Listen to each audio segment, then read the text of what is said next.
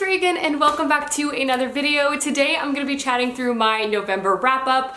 In advance, I'm sorry for the lighting. It's like 7 a.m. I'm filming this before I go to work, but regardless, I'm excited to chat through everything I did read for the past month of November.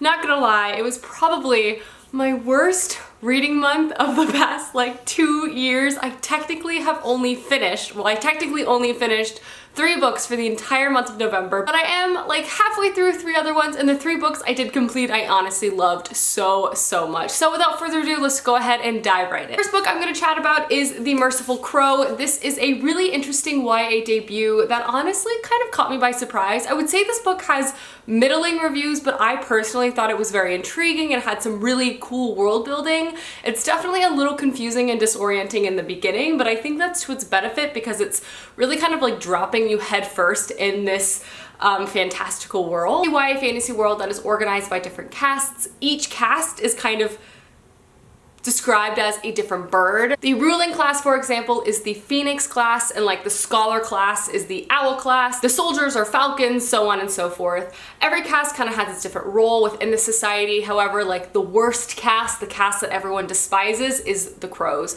And this is because their job is to essentially collect the dead of a plague. There is this kind of bubonic plague that sweeps the land and kind of kills indiscriminately. It's really contagious, and the only people that are immune to this plague are the crow caste, and that is because they are looked to have been sinners in a past life, and their penance is to now collect the dead and basically prep people for the afterlife. Our main character is part of this crow caste. In the beginning of the story, she is just kind of following her normal job. She's picking up some dead from a powerful kingdom.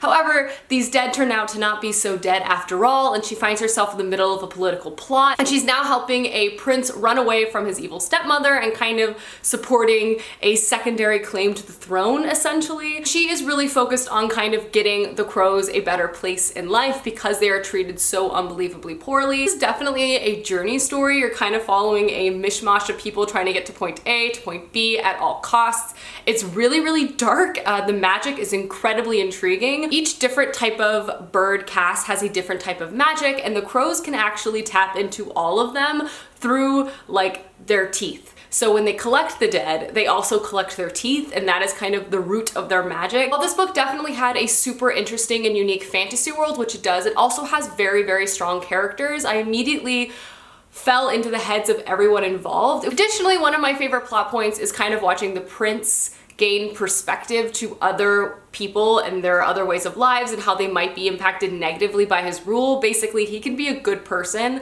and do right by 85% of his kingdom, but there's still a 15% that is negatively impacted, and he kind of has to learn what and how that means, and also possibly kind of grow his own policy in the future. Overall though, I thought this was a really good debut fantasy novel. I thought the magic was very cool. I thought the characters are really rooted in reality, and I just thought overall it was like a really unique and fresh take in this world. So I would give this book a 4 out of 5 stars and definitely recommend it. I'm looking forward to the next one in this series. I'll definitely be picking it up. Next book I completed is Keeper of the Lost City's Legacy. This is the 8th book to the Keeper series. I cannot believe 8 books of this is already out. I can't believe I've already read this book. This was one of my most anticipated books of the year, and I'm honestly sad that I've already read it so much, but I'm also happy to say that this is one of my favorite books within this series. I thought the 7th one was honestly the weakest, so I was a little nervous to kind of reach the end game of this series, if you will, just because I thought the last one kind of was paced poorly. I thought the plot was a little weak, but this one really picked itself back up, and I really feel like we're getting answers to a lot of the mysteries within this world. But of course, if you guys aren't familiar with this series, it's an incredible middle grade story. It's an epic tale of friendship and adventure and mystery and kind of like good versus evil. It's set in like a secondary elven world. There's magic, everyone has different powers, but it's really about our main characters growing up and having to like confront and face a dark power and save their world. But honestly, it also really touches on a lot of really important like subplots. I mean, there's grieving and learning empathy and like family dynamics. I really feel like as a story, it offers so much. It's a really complex tale, and I really appreciate that. And I really felt like the 8th novel was a really strong, almost final installment in this series, so I'm really happy to say that as well. This had to be honestly one of my favorite in the series, maybe like 1 or 2 or 3. I mean, obviously there's a lot of books, so it's hard to pick, but I just thought it was a really great expansion in the world. We finally got answers. I also felt like it deviated from kind of its plot patterns we've seen in the past.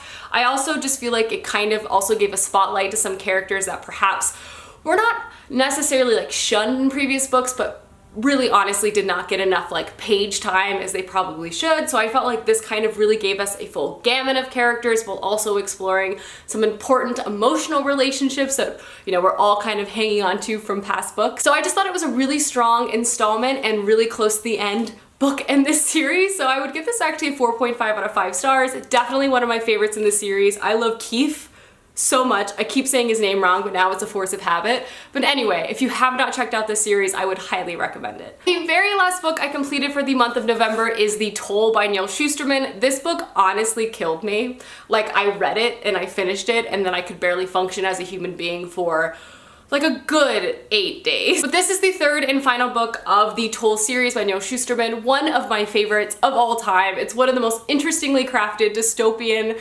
fantasy YA books I've really encountered in a long time. It's set in a world where basically humanity has solved all of its ills. Essentially, people no longer die.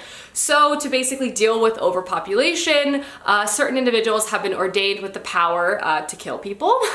These people are called scythes, and now scythes should be full of empathy and sympathy for humanity, but that's not always the case. There's a lot of power in the scythedom, and some people definitely like to abuse it, and that's what this story really is centrally about. Throughout this series, you're basically following two scythes in training as they're kind of both learning the skills of the trade, if you will, but also kind of being placed headfirst in the central politics of the scythedom.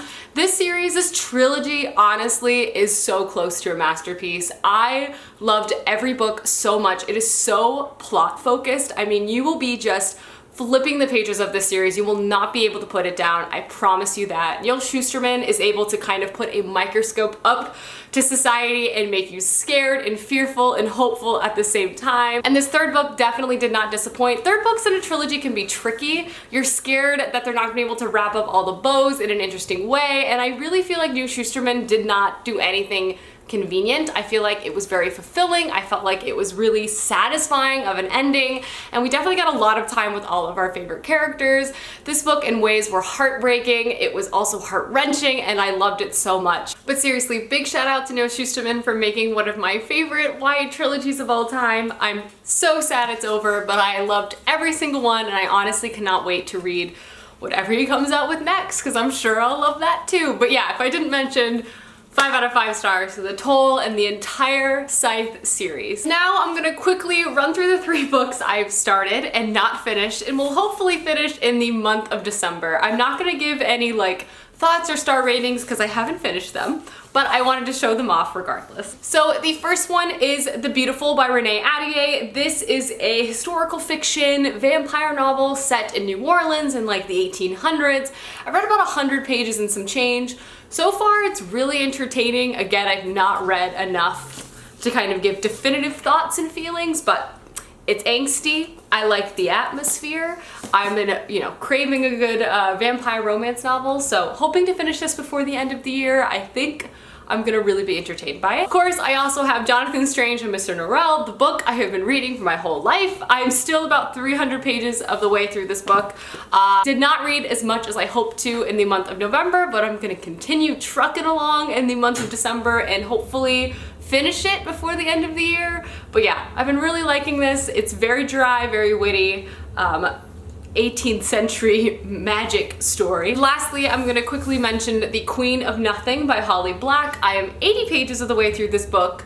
Loving it. Definitely plan to finish this in the first couple days of December because, I mean, I've been anticipating this book forever. It's not that long, and I know it's gonna be incredible, so, I mean, I love an angsty, fae-centered YA story. So this is top of my list, and I plan to finish it in the next 24 to 48 hours. Alrighty guys, those are all the books I completed in the month of November. Let me know down below some books you've read recently, as I would love to know, and I'll see you guys soon with another video soon. Goodbye!